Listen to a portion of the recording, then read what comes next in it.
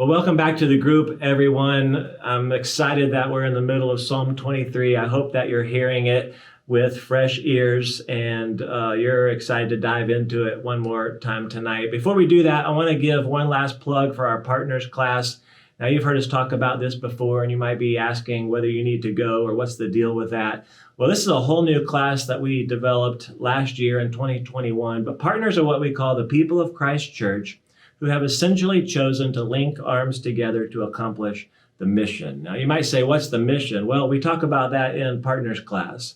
We talk about what we teach as a church. We roll out the next steps for you to take to be a growing follower of Jesus. I just want to invite you to jump in on it. Sunday, May the 15th. We'll do it in the morning during the second worship service. So you can sign up on the website or in the app. If you have kids, just leave them in our kids ministry. Come to the class. It's an hour or less, Sunday, May the 15th.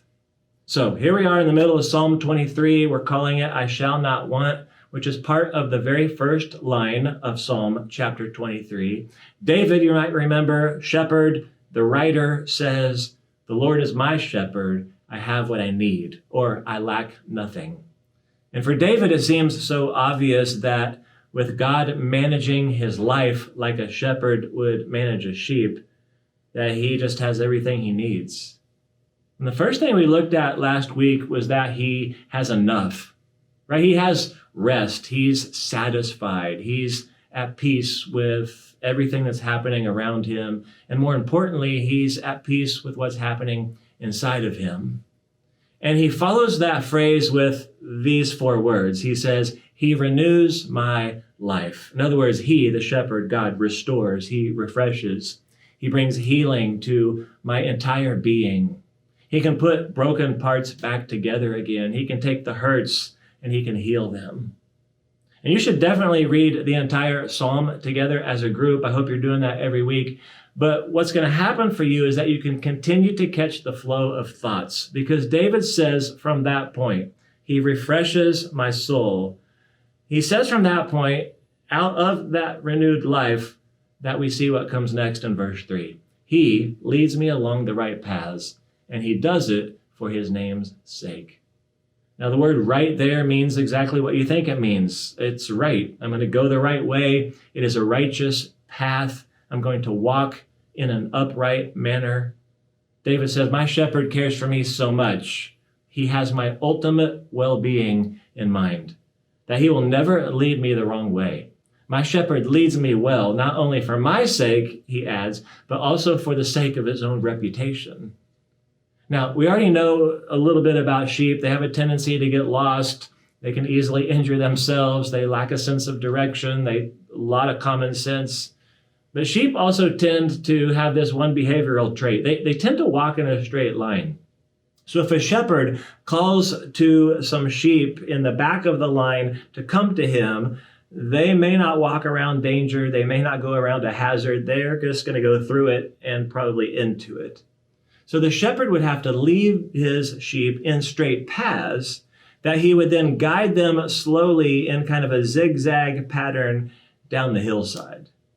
Now, without a doubt, big shift here, the greatest number of questions I receive or the counsel I probably give in my office or over coffee are questions related to what, where, when, and who. I mean, they are for the most part issues related to direction. Hey, what do I do about this? What should we do about this? What does God want me to do over here? Because for the most part, I think pretty much every one of us want to know that we're walking the right way in our life. Now, there's a lot of ways you can determine, what kinds of roads of travel in your life. I mean, you could say, okay, well, what's in my heart? What do I feel? Or what do I want to do? What do I think is the best thing to do? You can look around and go, okay, well, what is everyone else doing? And kind of take the temperature of the room. And you can go, well, what do my parents think I should do? What David is saying in Psalm 23 is that there is only one leader who gets it right every single time. So I hope together you will read as a group tonight this larger section in the book of John, chapter 10, where 3 times Jesus calls himself the Good Shepherd. And the relationship that a good shepherd has with his sheep is the relationship that Jesus wants to have with his followers. I mean, primarily that he loves them so much, that he cares for them so much, that he desires for them to walk in right paths so much that if we would simply listen to his voice and follow, he would lead us into right, righteous, and upright ways. That's it. Like, that's the whole formula. I don't want to give away all the answers here, but you should certainly discuss the different ways and what it looks like to listen to the shepherd's voice. Like, how do you hear from him for direction in your life? How do you make sure that you can detect his voice when he speaks? Where would you actually go to find out how he feels about something? So think through the flow of Psalm 23 one more time. The Lord is my shepherd. I have everything I need.